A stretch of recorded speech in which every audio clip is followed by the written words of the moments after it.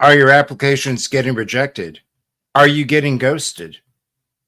Have you had a recent bad divorce of sorts from a former job? Do you think that that might have an impact on your prospects of future employment? That's what's coming up in today's episode. Huzzah, and welcome to DD214, the podcast for people leaving the military. I'm your host and retired veteran, Eric. The mission of the DD214 podcast is to make a space for transitioning service members and veterans. Today's show is sponsored by my wife, Wendy, and a web design business, Coop Creative Consulting. Wendy designs custom websites to get your business, podcast, or church found online. As an expert with Elementor, Canva, WordPress, and numerous other programs, Wendy designs bespoke websites to level up your online presence, and she will boost your business. If you're looking for an awesome website or someone to maintain your current site, head on over to wendycoop.com and book a free good fit call. Now back to the show.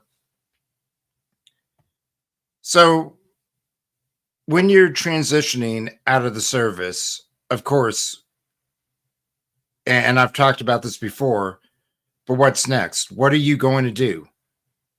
What's the next career going to be?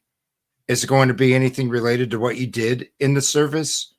Or is it going to be something entirely different? Are you a person who's risk averse like me, who initially thought that, well, if I stay kind of in the family, I'm going to be okay?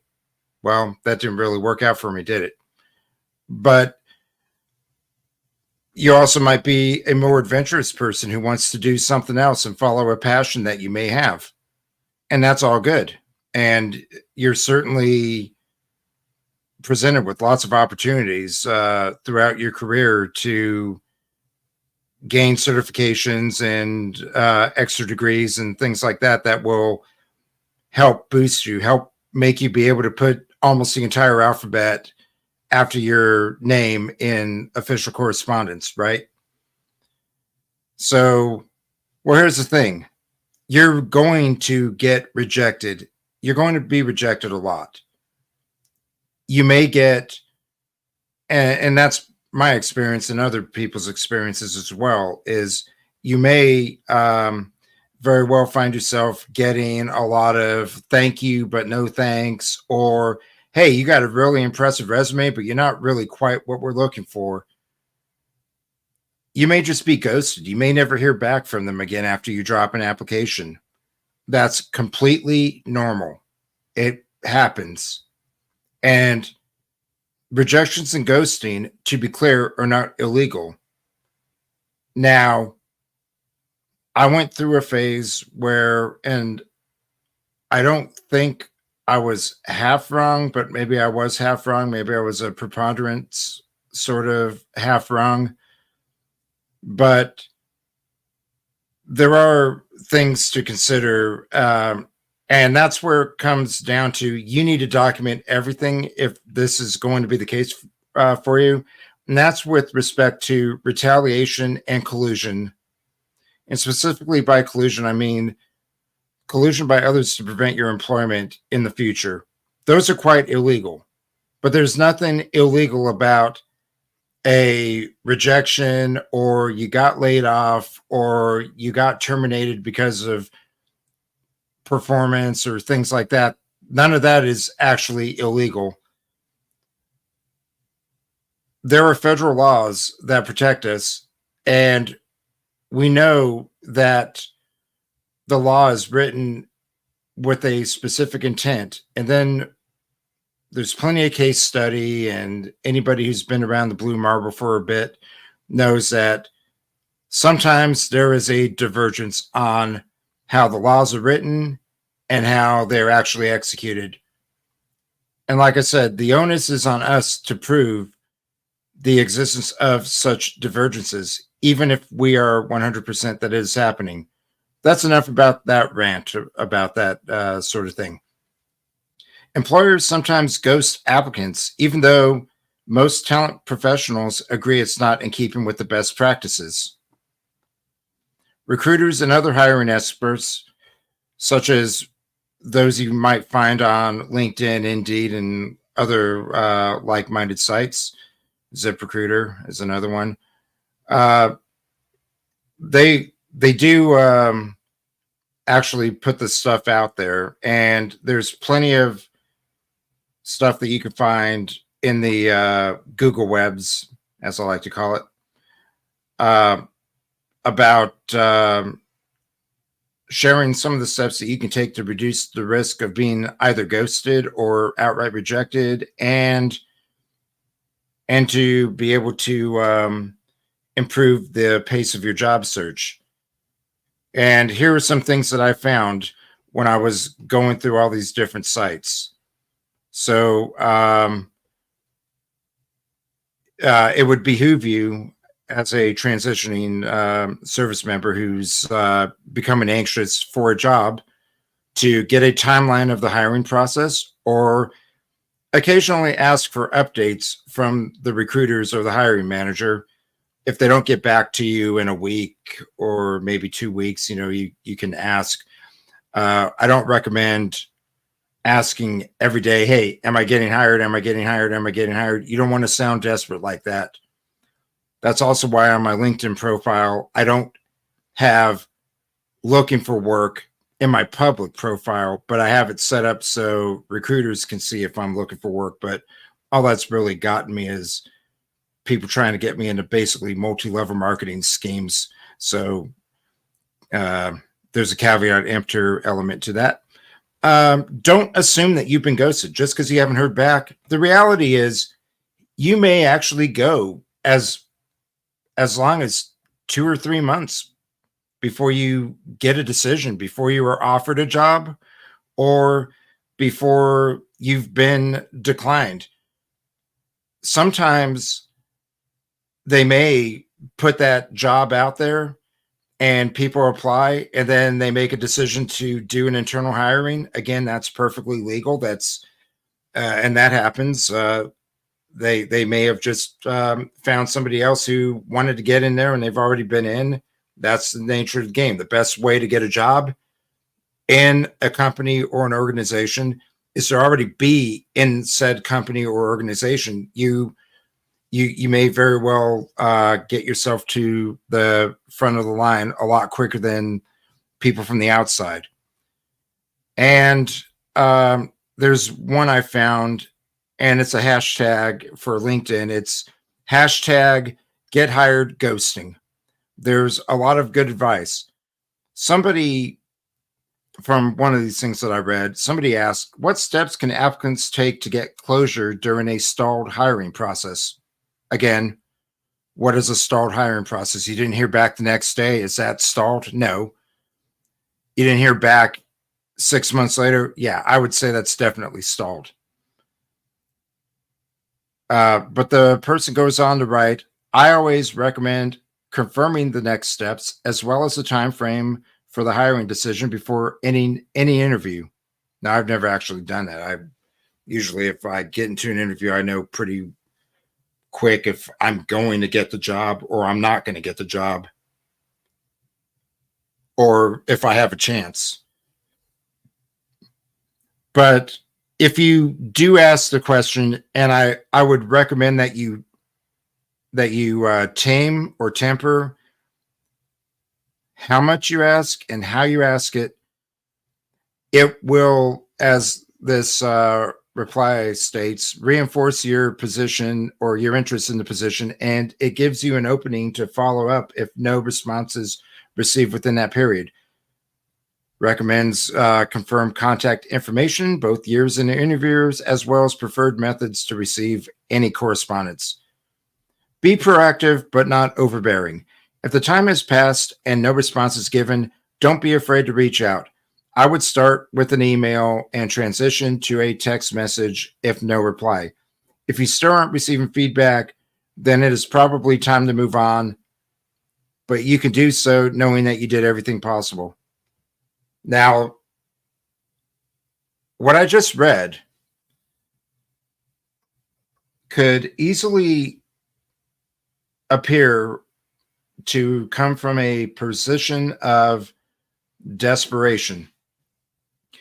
And by that, I mean you put all your eggs in one basket. Really, that's not how finding a job works. Every time I got a job, I probably put out at least 100 different applications. And I got some emails. I might have gotten emails maybe 15, 20% of the time. The rest just, you're ghosted.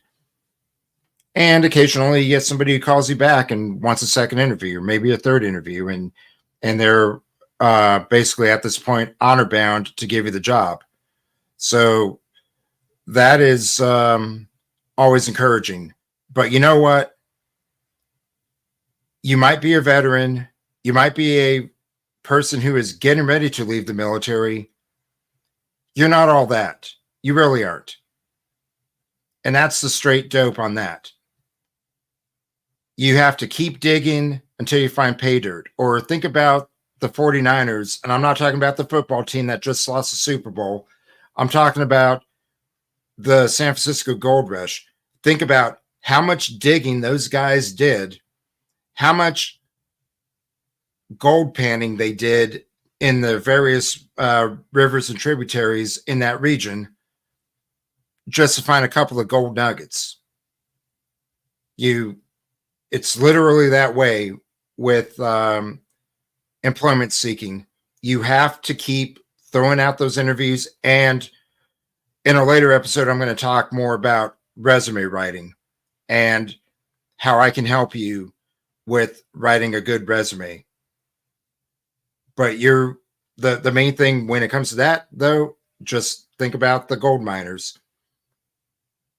Every resume must be tailored to that job. You can't just have a standard resume. Now I have what's called a master resume.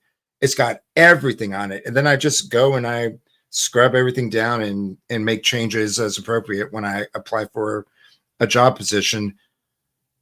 And eventually you hit pay dirt.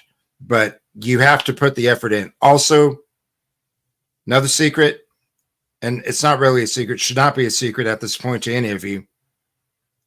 They will tell you cover sheets are not required. Write the cover sheet. Always. Never apply for a job without a cover sheet. Because the cover sheet's a way for you to write more of a plain English going, hey, this is why I'm the best person for this job. This is why I could be awesome. This is how I can help you out. Do the cover sheet. Always. Never apply without a cover sheet. It doesn't work. Although I managed to score my last job without a cover sheet. So that's a rarity. Don't advise not sending a cover sheet. Send the cover sheet. All right. Here's another one.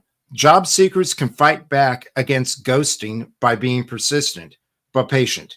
If you haven't heard back, it's acceptable to follow up every week or two. However, it's crucial to remain patient and avoid being pushy. If after 3 to 4 follow-ups and no response is received, move on. That might work, but you know what? Again, this seems like I applied for a position, I'm putting my eggs in one basket, and you're starting to be desperate. I would give it maybe 1 follow-up, 2 max, if they responded to me. But if I followed up once and I hear nothing back in a reasonable time frame, and by that I mean maybe a week, I'd move on. It's gone. It's a missed opportunity. Sorry, it's brutal. Just move on. Here's another one. As a job seeker, it can be frustrating when the hiring process takes longer than anticipated, but don't panic. They actually wrote an exclamation mark on that. Here are some tips to manage a seemingly stalled process and ease your anxiety during the job search. 1, don't assume you've been ghosted if you haven't heard back in a few days. Recruiters can provide a rough estimate for a timeline, but not hearing from them immediately doesn't mean you're out of the running. Okay, that's true. I don't disagree with that. Number two, send a professional follow-up email to the recruiter to let them know that you're still enthusiastic about the position and would appreciate the update, even if the decision has not been finalized yet. Okay, so I have a thought about that one. The people you're talking with are human resources. They're hiring managers. They're not the boss. They're not the ones who ultimately make the decision. So brown nosing to an HR person, I don't know if that flatters them. I don't know if it actually makes a difference. But I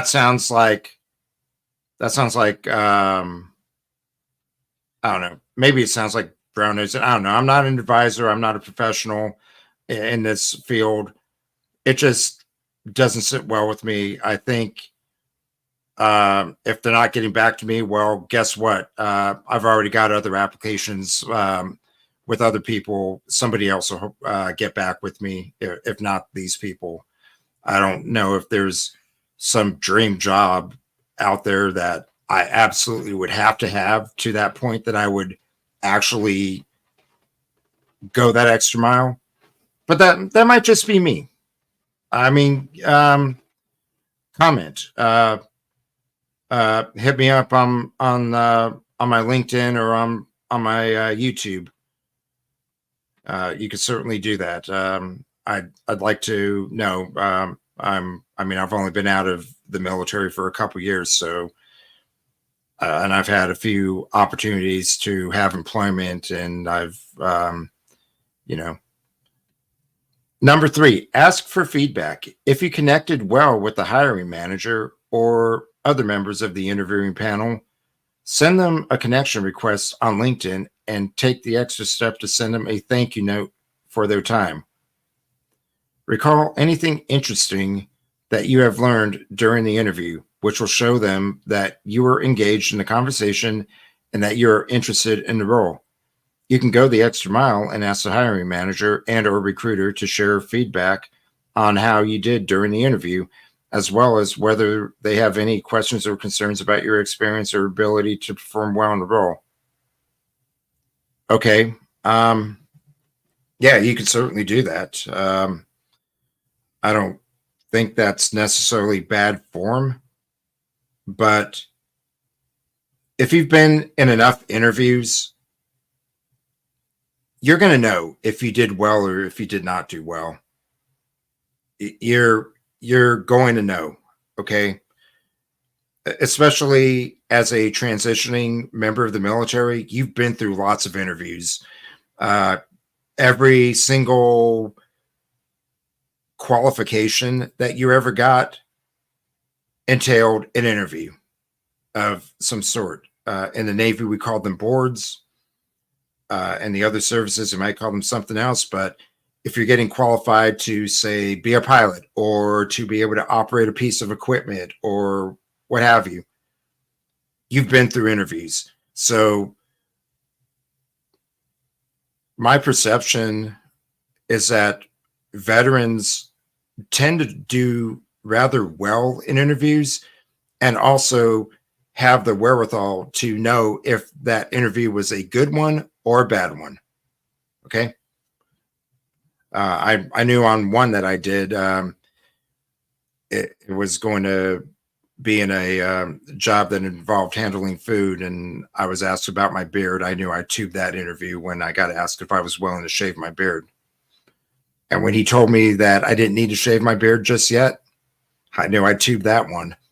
So there you go. Number four, be transparent if you're in the process with multiple companies and have received or are getting close to an offer.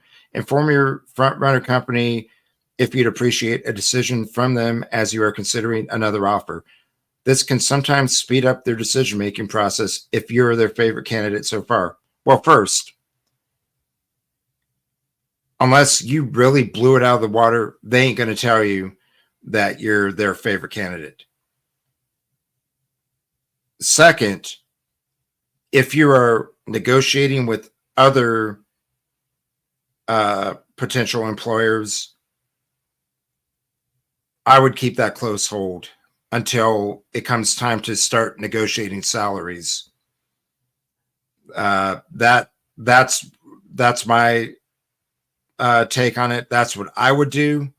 I don't know if that's good advice for other people, but I would also venture to conjecture that, let me think here, how do I want to say it, that if you've already made it to an interview, they probably are assuming that you're talking with other people about potential opportunities. So that's my take. I wouldn't just volunteer that up. Well, actually, I'm also applying with XYZ Corporation and ABZ Corporation. And if I want to be an Elemental P Corporation, if you want to hire me, Elemental P, just know that I'm talking with XYZ and ABC. No, I wouldn't tell them that unless they've made an offer and the other company has made an offer and they start talking about pay, then negotiating your salary or your hourly wage, that's something that would perfectly be fine at that point. But I would keep that close hold. I wouldn't just volunteer that. I wouldn't walk into an interview, shake hands, and go, "Well, I'm also applying to other people." No, don't do it. I don't think that's a good idea. Okay, here's another one. Dealing with the stalled hiring process can be a bit frustrating, but there are some steps you can take to get closure. Firstly, consider shooting a friendly follow-up email to express your ongoing interest in the position and to check for any updates. If you don't get a response within a reasonable time frame, you might want to reach out to the HR contact or recruiter for more clarity. It is totally fine to mention that you understand delays can happen, but you are eager for an update. In the meantime, it could be a good idea to keep exploring other opportunities to just keep your options open. Remember, good communication is key, and showing your genuine interest might encourage the employer to provide the closure you're looking for. Again, just like the other ones, I think there is a balance between being enthusiastic about an opportunity and sounding desperate to get a paycheck. And at least for a guy like me who's got a pension, I can wait a little bit, right? So yeah, that's kind of what I think about that. I don't know if anybody actually has had success by being overly enthusiastic or overly desperate. Maybe it just doesn't sound like a recipe for success. And this is all advice that I've been finding perusing through the various job sites. So let's get into the other thing. So let's say, great, you got that job, right? It doesn't go well. You're not a good match. You quit. Somebody makes you mad. You do something unprofessional in the workplace by explicitly stating in no uncertain terms how you feel about something, and suddenly you're out of a job. Well, here's some stuff that I found from the Federal Trade Commission, and this is about employer background checks and your rights. So if you were to get fired, or if you were to quit on somewhat acrimonious terms or less than amicable terms, let's say that, can that former employer hold you back? And what can they legally do? Well, this is what I looked at in the FTC website. And this is employer background checks and your rights. And here's how it reads. Are you applying for a job or promotion? Employers might run a background check on you. Federal law and some state laws give you rights if they do. Employers must get your written permission before running a background check from a background reporting company. You have the right to say no, but if you do, you may not get the job. Yeah, so that goes without saying. If you don't consent to a background check, you're not getting the job. Unless it's a family position where they don't even bother with it, you're not getting a job. But what can they tell you when they do a background check? And here's what employers can ask about your background. When employers ask you about your background, they must treat you the same as other applicants, regardless of your race, natural or national origin, color, sex, including pregnancy, sexual orientation, gender identity, and transgender status, religion, disability, genetic information, including family medical history, or age. And they have this in parentheses if you're 40 or over. So I'm 45, right? So apparently they're not supposed to ask me my age now if I'm looking for a job, because that whole overqualified thing, which is basically a euphemism for we don't want to hire you because you're too old kind of thing. Employers aren't allowed to ask for extra background information because you are, say, of a certain race. There are also rules about the types of questions employers can ask you, such as employers cannot ask you about or check your background for your medical information if they haven't offered you the job. Employers may ask you for medical information in limited circumstances, either after they've offered you the job or after your employment begins. I guess that would be if you have a disability and it's obvious. Maybe you're in a wheelchair or something. I don't know. I don't really know what that means. So I'd be happy to hear from anybody about that, elaborating on that. Employers might ask you about or check your background for your employment history, education, criminal or other public records, financial or credit history, and public social media activities. Yes. So if you're on LinkedIn, they're looking at your LinkedIn. That's what they're going to do. If there's stuff that you would not want a potential employer to know about on things like Facebook or other similar kinds of social media, continue to check your privacy settings. I know Zuckerberg's company keeps changing the rules on it, and you got to go in about every couple of months to make sure that your public profile is different from your private profile, or that certain things that you may have commented about with politics or sports or anything, social issues, anything like that doesn't get out there in the open for all to see, right? So you definitely need to stay on top of that if you are on the social media. Okay.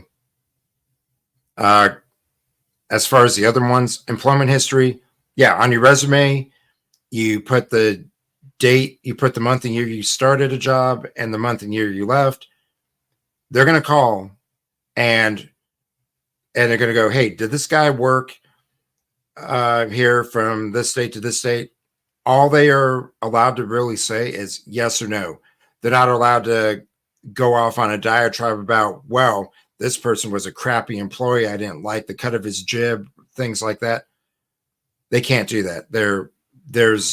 They can get in real serious trouble if they do that. So all they can do is verify that you started on a month and year and that you ended on a month and year.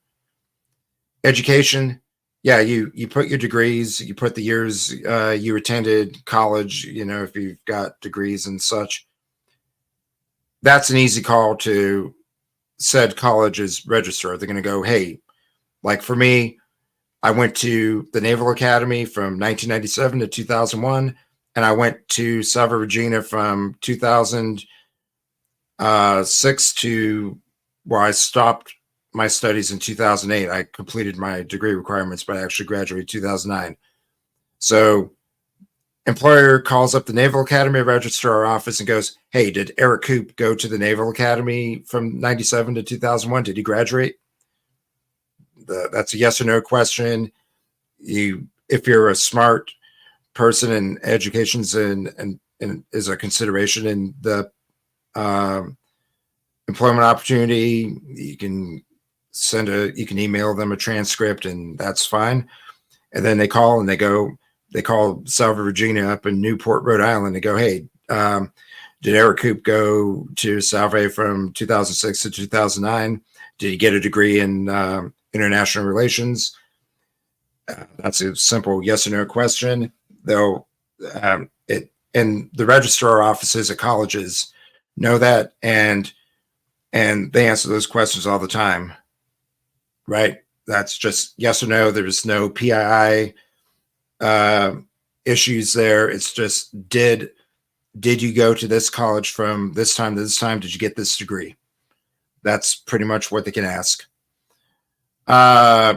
Criminal or other public records, well, that's easy.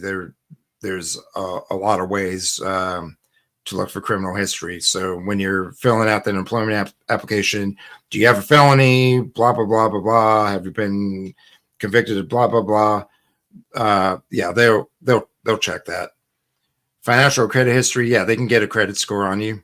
And if your credit score is, I don't know, what's the lowest credit score you can have? I don't know, what is it, like a 560 or something like that? Yeah, that might be an issue. And so yeah, they can ask questions about that. They won't get all the details, but those are simple. Did you work here? Did you go to this school? Are you a criminal? That's pretty much what they're looking for, just to make sure they're not getting somebody who's a fraud. And then some employers might say not to apply if you have a criminal record. That could be employment discrimination. If that happens to you, contact the Equal Opportunity Commission. Find out more information on your arrest and conviction records in employment decisions at the EOEC or EEOC website.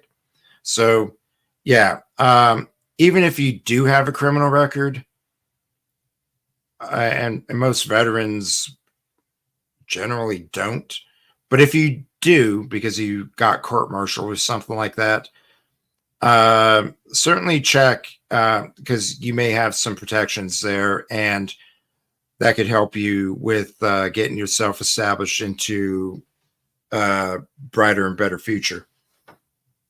Laws in your city or state might impact if or when employers can ask you about and run a background check for your criminal or credit history. Here are some things to consider. Before you fill out an application, it's a good idea to check the laws in your state. Okay, so go on your state government website, look up your state constitution. There's probably likely going to be a portal that'll take you to an FAQ site or something like that regarding those kinds of questions. A criminal history might not stop you from applying for or getting a job. For example, the majority of federal government jobs allow people with criminal records to compete for employment. There you go. It's not always a barrier, but if you don't ask, the answer is always no. Okay, now a little bit about background reporting companies. When employers hire a background reporting company in the business of compiling information on people's background and history, certain rules apply. The employer must tell you they could use the information to make decisions about hiring, promoting, or firing you. They must give you this information in writing and in a standalone document. They must also get your written permission before asking the company to run a background check. An employer must take certain steps before they decide not to hire, keep, or promote you because of something in the report. They must give you a copy of the report and a summary of rights that tells you about your rights under the Fair Credit Reporting Act. And then I found some other stuff about if you're turned down for a job or promotion. I'm not going to get too much into that. Denial due to discrimination. Again, I think that's pretty self-explanatory. But there is a number for the Equal Opportunity Commission, EEOC.gov, or you call 1-800-669-4000 or 1-800-669-6820. Again, those two numbers, 1-800-669-4000, 1-800-669-6820. The EEOC enforces federal laws that make it illegal to discriminate against a job applicant or an employee because of the person's race, color, religion, sex, including pregnancy, sexual orientation, gender identity, and transgender status, national origin, age if you're over 40, disability or genetic information, or in retaliation for a person's involvement in prior activities protected by federal employment discrimination laws. The EEOC investigates, conciliates, and mediates charges of employment discrimination, and in some instances files lawsuits in the public interest. All right, so let's look. Also, before you apply for a job, the FTC recommends you check your credit report. You can go to annualcreditreport.com or call 1-877-322-8228. That's 1-877-322-8228. Know your rights as a job applicant or employee. Call the EEOC if you've got any issues with that. Protect your privacy. Okay, so here's a good one, and this is an identity theft kind of consideration, right? Don't put your social security number or banking information on an application or resume. If a company asks you for this information before you even interview, it's probably a job scam. Employers may ask you for your social security number during an interview process to run a background check. Once you're hired, they may ask for your banking information so you can get a direct deposit for your paycheck. But the main thing is, before you've even gotten the interview, don't give that information. I can't state that enough. In fact, when it comes to websites or social media type things where you can go to get a job, just stick with, don't go any more than, and this is my recommendation, don't go any more than ZipRecruiter, Indeed, LinkedIn. That's it. Just those three. All the other ones, you'll get on their email list, and I know this from personal experience. You get on their email list, and every time they throw a job at you that sounds lucrative, and you click, it ends up showing you a bunch of fields, asking you for all kinds of information that they don't need. So I would say don't go any further than ZipRecruiter, LinkedIn, Indeed. In fact, I've gotten jobs through Indeed, and I came close with LinkedIn, but don't set up profiles for any of these other ones because they're scams. There might be a few that aren't, but they all seem pretty scammy to me. Don't do it. Just stick with LinkedIn, Indeed, ZipRecruiter. That's it.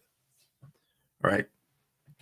USA Jobs USAjobs.gov. Yes, if you're trying to compete for a civil servant position, obviously it's a .gov site. You're not risking much there. Okay, and then that's about it. So getting a job is hard. It's doable. It takes effort. Be prepared to write a lot of resumes. Well, what I'll talk about in the next episode, I think, is about how to do a master resume and then how to tailor it and how to even format the name of the file so it pops out like a date, job position, job number. If there's a job number, most jobs have some kind of number with the company or the organization. So I'll talk about that a little bit more, and then after that, I do want to talk about something that's a little bit more controversial, and that's about mental health.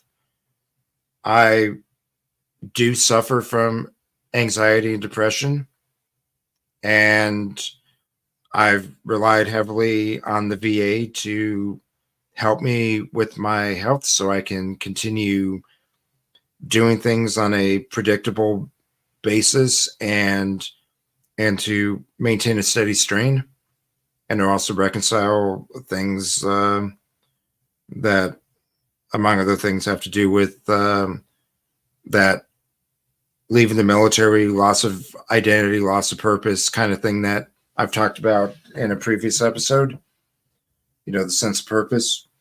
So I will be happy to talk a little bit about that. Well, thank you for tuning into this episode. And be sure to follow the show on my website, the DU214podcast.com.